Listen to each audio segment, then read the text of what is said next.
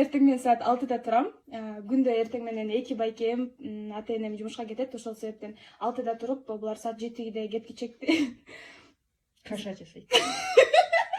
Бизде кошуналарыбыз көптөрү ош тараптан, ошол себептен алар эртең менен туруп корошуп барат. Мен да кээде 5:30 туруп 6-га чейин корошуп. Жок капайт. Алдап атат, шүпүрбайт. Короон эч ким шүпүрбайт бизде. Нардыкпыз да бизде.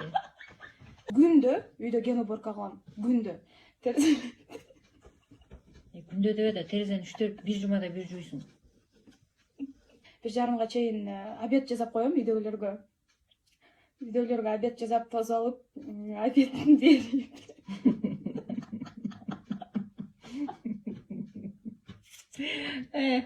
Айт. Ужинга тамак жасаш керек. Бир күнүм кечке ушунда мени кулдай эле кылып Багышат да кой. Жем болсу. Кулуп калат беле бир саат беле. Кечкисин такыр эшикке чыкпайм. Урушат апамды. Күн баткандан кийин көчөгө чыкканга болбойт деген закон бар үйдө. Ооба бизден атабыз чыгаш эмес илгери.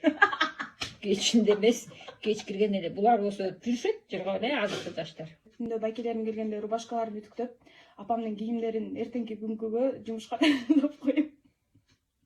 Жөнөбүз десе алдап атат. Кийимдерим өзүм эле дайындап кийем. Шүмшүк эле ысың, Кайта. Түнкүсүн ушинтип кийимдерин үтүктөп, эртең мененкиге даярдап коем. Үйдөгүлөр саат 12-лерде, 1-лерде жатышат.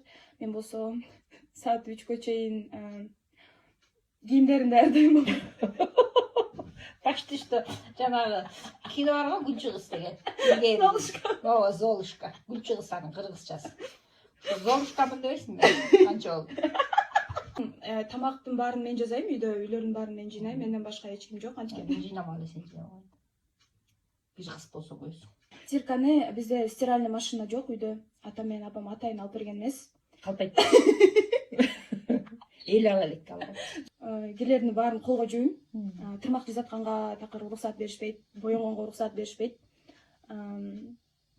Ошо чачымды боёгонго да уруксат беришпейт.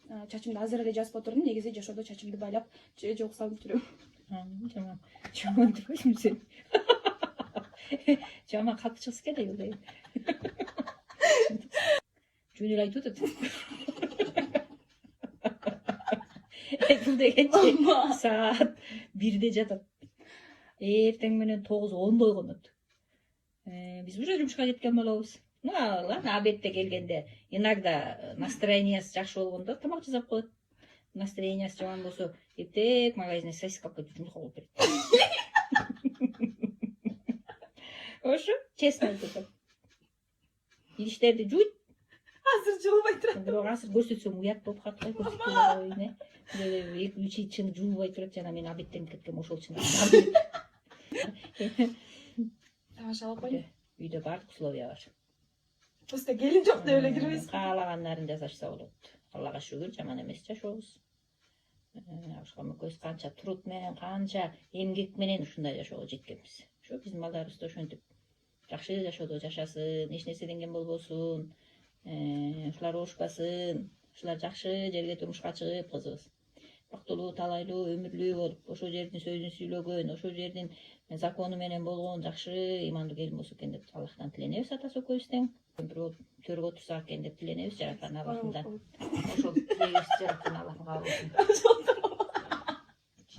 Ушуну айтыңыз бул эми.